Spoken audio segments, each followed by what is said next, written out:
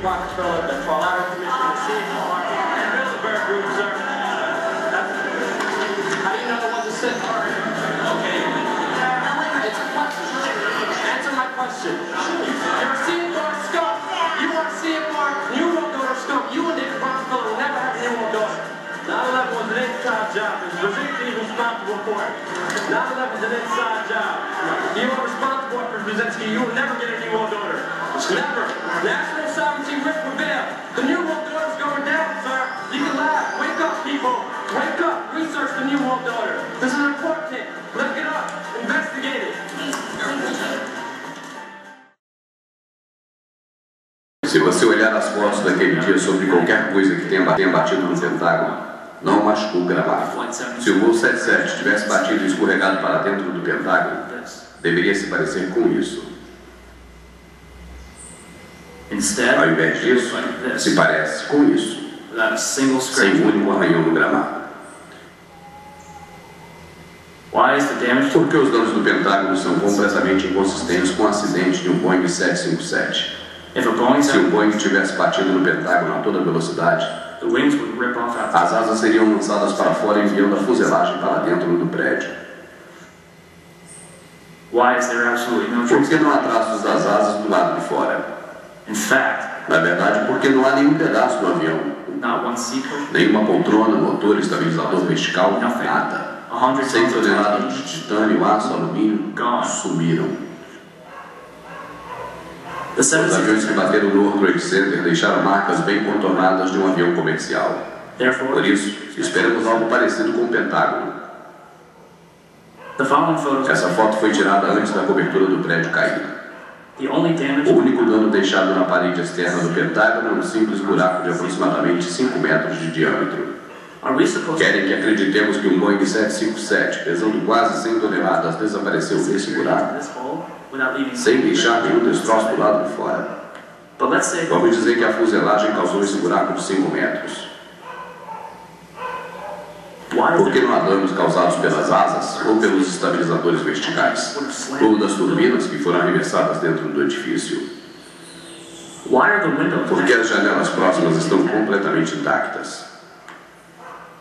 E por dentro do Pentágono existe outro buraco de aproximadamente 5 metros de diâmetro encontrado do outro lado do anel, perfurando 3 anéis com impacto. Por esse buraco ter sido causado por um 757, o Boeing teve que atravessar quase 3 metros de concreto armado com aço reforçado. O nariz de um avião comercial é feito de fibra leve de carbono. Isso é o que geralmente acontece com o nariz de um avião comercial em acidentes. Se o nariz causou esse buraco, por que não há vestígio dele? How does a 757 fit into a 16-foot hole and leave no damage or wreckage on the outside of the Pentagon? These are questions that deserve serious scrutiny.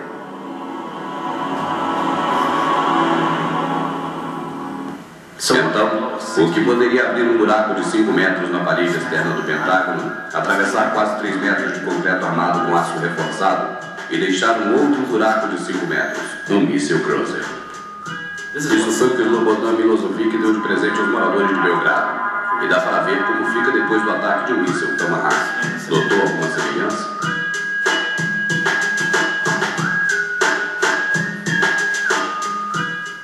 Câmeras de segurança de um posto de gasolina próximo ao hotel Chegue gravaram tudo. Porque o FBI confiscou seus tapes e deixou um aviso aos funcionários para que não comentem o assunto.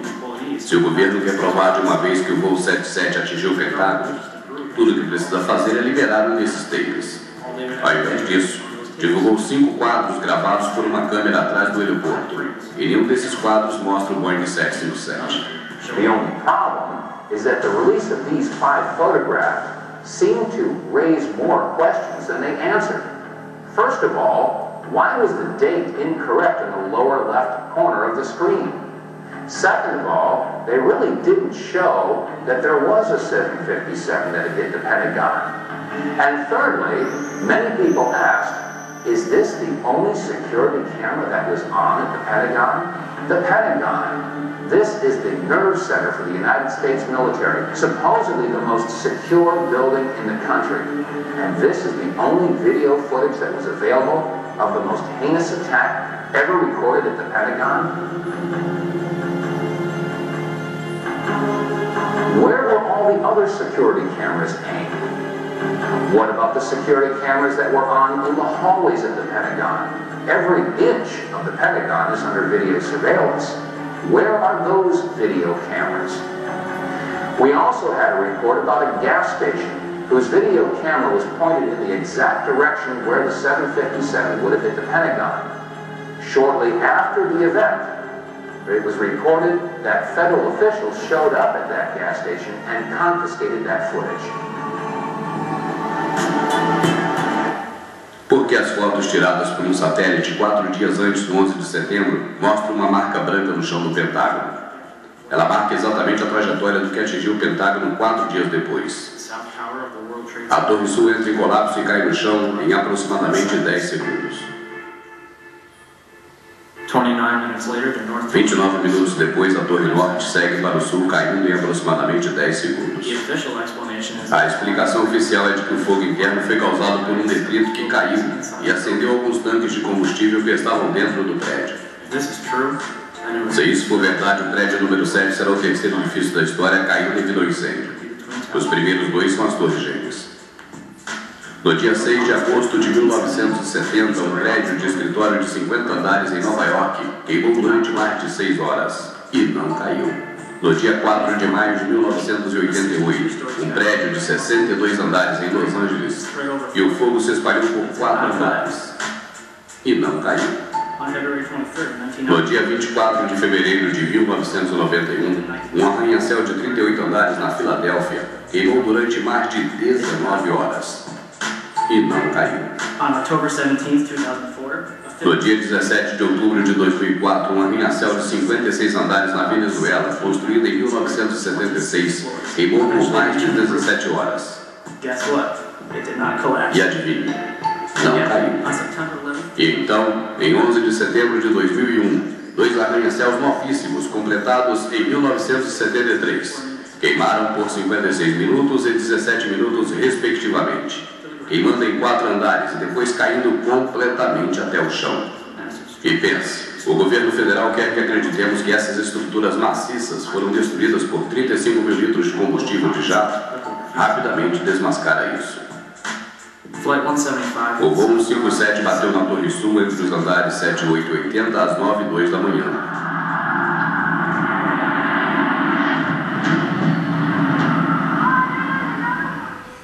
E se enterrou no canto do sudeste. A maioria do combustível se queimou fora do prédio em uma enorme bola de fogo. E mesmo assim, essa torre caiu primeiro. Mesmo com a Torre Norte tendo mais tempo de incêndio, queimando por meia hora a mais. Se o combustível dos jatos não derrubaram o World Trade Center, então o que o fez? Were the Twin Towers brought down as a result of the airplanes that struck them and the fires that followed? Or were they brought down in a controlled demolition? Where would people get an idea like that? Pancake theory, according to which the fires, while not melting the steel, heated it up sufficiently to cause the floors weakened by the airplane strikes to break loose from the steel columns, and this started a chain reaction. So you would expect then from that theory, which is the official theory, to see a whole stack of floors piled up on top of each other and then a spindle of core columns standing too. The core of each of the twin towers consisted of 47 massive steel columns. If the floors had broken loose from them, these columns would have still been sticking up into the air 1,000 feet. The plane did not cut all those core columns. Buildings to take the impact of the Boeing 707 hitting the building at any location. The building probably could sustain multiple impacts of jetliners. What can do that? What can move mass out of the way? Explosives.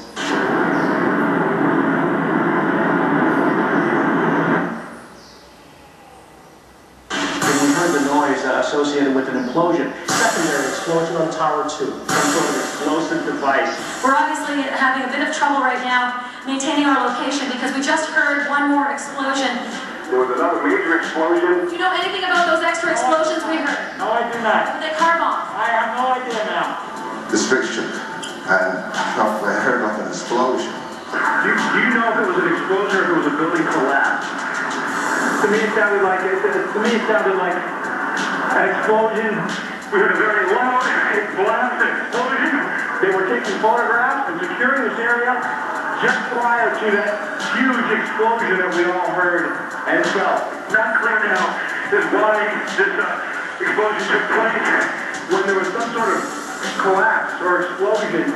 From street level, as though it had exploded up, a giant rolling ball of flame, and firefighters screamed, "Run!" An explosion. At that point, I got knocked out. I don't remember anything. Then I got up, and I looked out the window because the windows exploded, and the street below caved in. And at that point, there was like fireballs coming up. An hour later than that, we had that big explosion from much, much lower. I don't know what on earth caused that. 15 minutes after they made their entry, we heard a boom. I don't know if that was the infrastructure that was going or another explosion.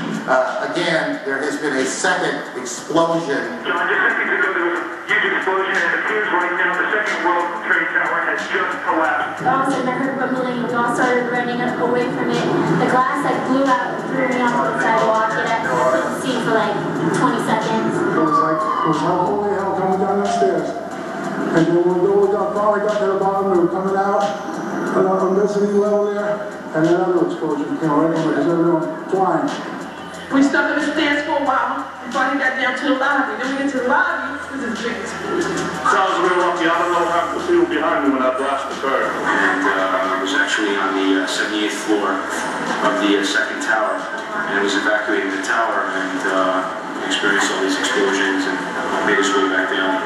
We presume because of the initial explosion there may have been secondary explosions as well that were detonated in the building by these terrorists. There was a secondary explosion, probably a device either planted before or on the aircraft that did not explode until an hour later. I heard a second explosion and another rumble and more smoke. Witnesses also reported that explosions had taken place in lower levels of both the North and South Tower. Ladies that are with me were in the World Trade Center in the first building and escaped through the lobby where they report they believe there was a bomb in the lobby.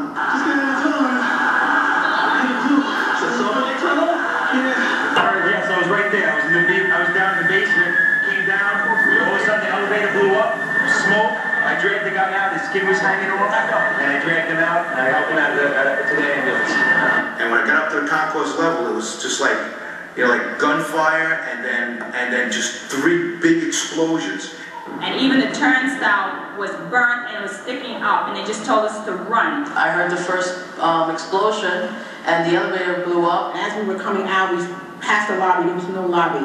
So I believe the bomb hit the lobby first, and a couple of seconds in the first plane hit. By the main freight corridor building, in the corridor, that's when I got blown.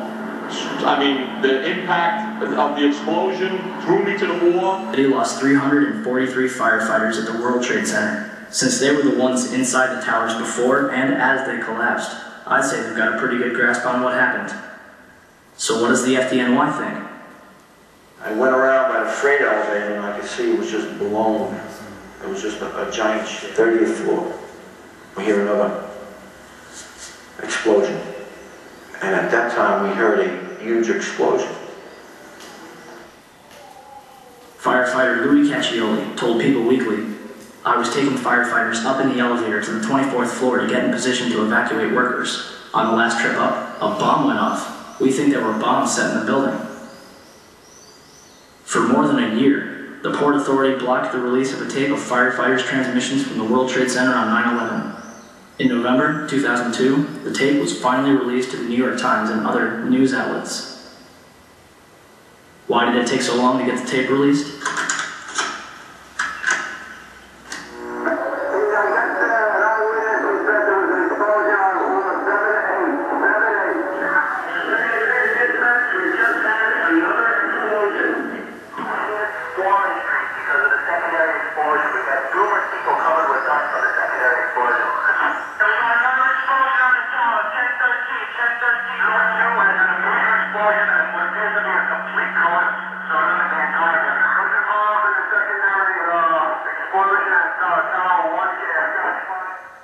Explosion before the building fell? I sat as it was happening, and it sounded as if you had 100 of those little black cat firecrackers and you lit them all off at once. That's what it sounded like. It sounded like the finale of the 4th of July over the East. One attack, you can tell you I'm okay, all right?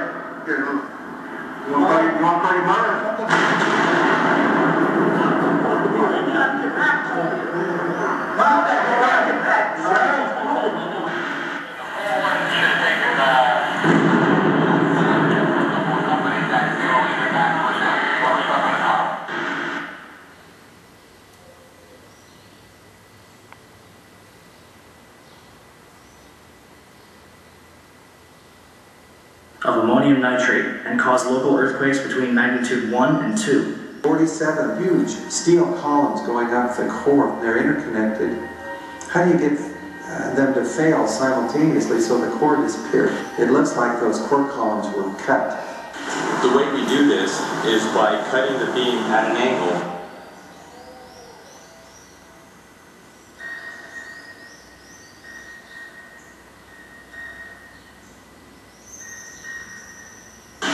Do you still think that jet fuel brought down the World Trade Center? In all the videos, you're probably asking, if there were bombs in the building, how would they get in there without anyone noticing? Ben Fountain, a financial analyst who worked in the World Trade Center, told People magazine that in the weeks before 9/11, there were a number of unannounced and unusual drills where sections of both the Twin Towers and Building 7 were evacuated for security reasons. Daria Cord, a guard in the North Tower, told Newsday that security detail was working 12-hour shifts for 2 weeks before 9/11. But on Thursday the 6th, bomb-sniffing dogs were abruptly removed from the building. So who authorized all this? President Bush's brother, Marvin, was board of directors at Securicom from 1993 until fiscal year 2000. Securicom, now known as Stratosec, is an electronic security company backed by Kuwait American Corporation, which provided security for United Airlines, Dulles International Airport, and from the early 1990s up to the day of 9/11, the World Trade Center. Marvin is also the former director at HCC Insurance Holdings, which insured parts of the World Trade Center on 9/11. More information on this was supposed to be disclosed and never was. To date, the SEC has not revealed what they have learned.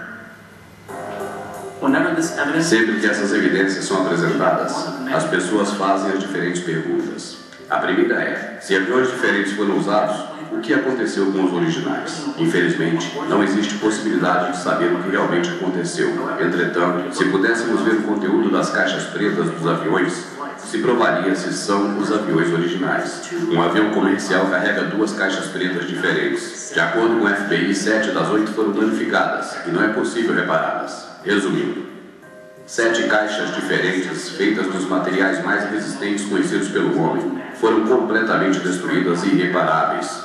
Mas um passaporte feito de material frágil, conhecido como papel, conseguiu passar por uma explosão de 1100 graus e caiu sem danos a alguns quarteirões, onde o FBI convenientemente encontrou para incriminar Saddam Hussein e Al-Qaeda pelos ataques. Quem escreveu esse roteiro? E sobre esses sequestradores? Pode parecer engraçado, mas pelo menos 9 ainda estão vivos. Walid bin al-Shehri, o piloto da Saudi Arabian Airlines, vive em Marrocos. William al-Shehri está vivo e bem. Adaluk al-Omari, um piloto saudita da aerolínea vivendo na Arábia Saudita. Mohamed Sharlel está vivo e mora na Arábia Saudita. Khalid Ashmidá é programador de computadores e mora em Meca. Salam al-Shehri trabalha em Ingu, na Arábia Saudita. Saed al-Agami é piloto e vive na Tunísia. Ahmad Al-Mif é supervisor da empresa aérea da Arábia Saudita. E finalmente, Mohamed Atta, seu pai disse ter recebido ligações dele no dia 12 de setembro de 2001. Oh, that's right. Oh, sim, tá certo. A fita de confissão de Bin Laden. No dia 14 de dezembro de 2001, o governo divulgou um tape de um Bin Laden confessando ter feito os ataques de 11 de setembro, que dizem ter encontrado em uma casa em Kandahar, no Afeganistão. É certo que existem inúmeras coisas erradas nesse tape. Primeiro, o próprio tape é de qualidade muito baixa. Segundo, o homem do vídeo não se parece e não age como Bin Laden. De acordo com a homepage do FBI, Osama Bin Laden é canhoto. E nesse vídeo, ele escreve uma nota com a mão direita. Sem mencionar que usa um anel de ouro e relógios, que são proibidos pelas leis islâmicas.